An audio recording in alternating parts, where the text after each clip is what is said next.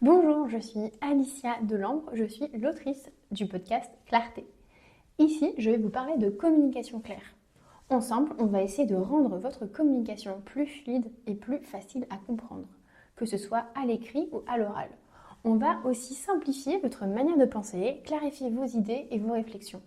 Je n'ai pas de recette magique, mais je peux vous donner des pistes et des outils pour créer des messages clairs et accessibles à tous et toutes. Bref, on a plein de choses à dire, vous allez voir, la clarté, on en a besoin au quotidien. Si vous voulez me suivre, je vous invite à aller sur LinkedIn et à taper mon prénom et mon nom, c'est-à-dire Alicia Delambre. Je vous souhaite une très belle écoute. Vous pouvez répéter là? Oh là là, je suis désolée, j'ai décroché. Franchement, si on pouvait faire plus simple, ce serait merveilleux. S'il y a un doute, il n'y a pas de doute. C'était quoi l'objectif du message déjà? Est-ce qu'on peut faire plus simple? Ah, mais moi je trouve pas ça inintéressant.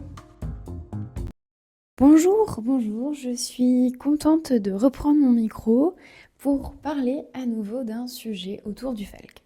Aujourd'hui, j'ai envie de vous parler d'un sujet qui est assez courant. Donc c'est un peu la réflexion qui est de dire qu'un document FALC, c'est forcément moche. Vous l'avez peut-être déjà dit, vous l'avez peut-être déjà entendu. En général, quand je montre un document, quand c'est la première fois qu'on voit du FALC, on est un peu surpris, on se dit « Ah oui, c'est ça, c'est un petit peu… » Alors forcément, les réactions, c'est un peu brut, ça manque de travail visuel, c'est un petit peu trop simple, c'est un document Word basique, ce qui est vrai. Et en même temps, j'ai envie de dire « Bah, heureusement ». Je vais vous expliquer pourquoi. Alors, si le FALC a été créé, c'est parce que forcément, il y avait un besoin. Ça, je pense que vous l'avez compris, on est d'accord. Le FALC, c'est des règles, des critères à respecter. L'objectif, c'est donc de créer un document qui soit évidemment simple à comprendre, mais aussi qui permet de mettre un cadre. C'est-à-dire que ces critères, ils sont là parce qu'il y a un besoin, ils ont été pensés, ils ont vraiment été réfléchis pour être adaptés à un public en particulier. Donc, c'est-à-dire que si ces documents respectent bien ces critères, finalement, on va avoir des documents assez communs, c'est normal. On va avoir des documents avec une taille particulière, une taille de 16, on va avoir des documents avec une police noire, c'est normal parce qu'on veut un document lisible. Tout ça va faire qu'on va avoir un cadre. Et c'est ce qui va permettre d'avoir un document qui est rassurant. Les personnes qui ont des difficultés de concentration, des difficultés de compréhension ou de lecture vont donc pouvoir être rassurées quand elles ont dans les mains un document en FALC. Ils savent où est le titre, elles savent se repérer, c'est également sécurisant là-dessus. Donc quand elles ont un document FALC, elles vont pouvoir le lire facilement sans devoir s'adapter systématiquement à un autre décor, à une autre mise en page. Donc, nous qui ne sommes pas habitués à ce type de document, forcément, ça va nous paraître moche, ça va nous paraître brut. Parce qu'on a l'habitude de faire des choses un peu plus sophistiquées, des choses plus colorées, parce que nous avons l'habitude de lire, nous avons l'habitude de comprendre facilement, et nous avons été habitués à faire des choses jolies. Donc, une fois qu'on a dit ça, ok, on comprend que le FALC, ce soit un peu brut, parce que tout le monde n'a pas la capacité de lire des documents, on va dire, un peu plus attrayant parce que ça demande un peu de l'exigence, de la rigueur. Pourquoi? Tout simplement que quand vous avez un document qui a beaucoup de couleurs, qui a beaucoup de visuels, qui a une police un petit peu fantastique, on va dire ça comme ça, forcément ça va vous demander de l'effort, de l'attention. Vous allez devoir chercher quelle est l'information à lire en premier, vous allez devoir vous forcer un petit peu à peut-être décoder des paragraphes, à décoder des pictos s'ils ne sont pas clairs. Tout ça va vous demander un effort. Donc forcément, si on n'est pas habitué à ça, on est vite perdu. D'où l'intérêt du FALC.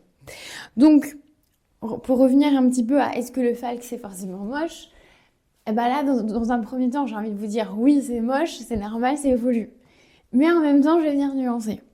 Je vais venir nuancer parce que si on a envie que le FALC soit de plus en plus connu, si on a envie que le FALC soit partout accessible, forcément, il faut que ça donne envie. On est quand même dans une société où on a envie que ce soit beau, on a envie d'attirer, on a envie de plaire. Donc, on peut essayer aussi de faire des choses jolies. Je ne suis pas contre, au contraire. J'ai travaillé avec une graphiste, plusieurs graphistes notamment, qui ont été formés au FALC, à l'accessibilité, et avec lesquels on travaille pour rendre un document qui soit FALC, donc accessible, mais aussi joli et attrayant. En fait, on a décidé de se dire que finalement, L'accessibilité, c'est bien, mais on peut aller encore plus loin. Dans le sens que c'est aussi un droit de se dire que j'ai le droit d'avoir un document joli. J'ai le droit aussi d'avoir un document qui soit attrayant, sur lequel on a passé du temps et des heures à le rendre attrayant. C'est une question d'égalité. Et donc, si on a envie de se dire que, voilà, on va créer un document FALC, on peut aller encore plus loin. Alors, certes, ça va prendre du temps, parce que le FALC, ça demande déjà un certain temps à comprendre et à mettre en application. Donc, il n'y a pas d'obligation forcément à vouloir créer des documents beaux, à vouloir travailler des graphistes. Il n'y a pas d'obligation. C'est vraiment, voilà, se dire que on peut essayer de mettre de la couleur, on peut essayer de mettre de l'harmonie, de la cohérence pour créer quelque chose de joli. Rien ne vous empêche évidemment de travailler là-dessus avec votre public pour voir s'ils en ont besoin. Des fois, ils n'en ont pas besoin et c'est ok, on ne va pas les forcer. C'est à voir aussi avec eux ce qu'ils ont besoin. C'est à tester bien sûr et à adapter en continu. Donc voilà un petit peu ce que j'ai envie de vous dire là-dessus. Donc en résumé, le FALC, est-ce que c'est moche ? Pas toujours, ça dépend vraiment de ce qu'on a envie de faire.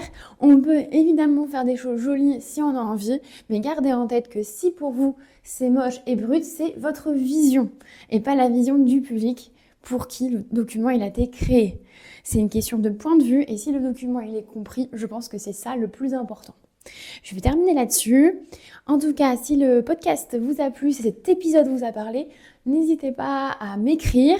Ça me fait toujours plaisir de savoir que cet épisode vous a aidé, vous a aidé à avancer sur un nouveau sujet. Pour me soutenir, pensez à soutenir donc le podcast en vous abonnant sur votre plateforme. Donc ça peut être Spotify ou Apple Podcast. Et pensez aussi à laisser un petit commentaire directement sur le podcast. Enfin voilà, vous pouvez faire tout ce que vous voulez du moment que ça aide le podcast à être un petit peu plus visible. Je vous remercie et je vous dis à très vite. Merci d'avoir écouté l'épisode jusqu'au bout. Je suis vraiment heureuse de savoir que vous vous intéressez au FALC. Merci vraiment. J'ai créé une vidéo qui s'appelle « Comment créer un document en FALC ». Dans cette vidéo, je vous explique pas à pas comment transformer un document compliqué en quelque chose de facile à lire et à comprendre. Pour la télécharger, il suffit de cliquer sur le lien dans les notes de l'épisode. Si l'épisode vous a plu, pensez à vous abonner au podcast Clarté et à m'envoyer un message sur LinkedIn. Vous pouvez me trouver sous le nom Alicia Delambre. Ça me fait toujours très plaisir de savoir que le podcast vous a plu.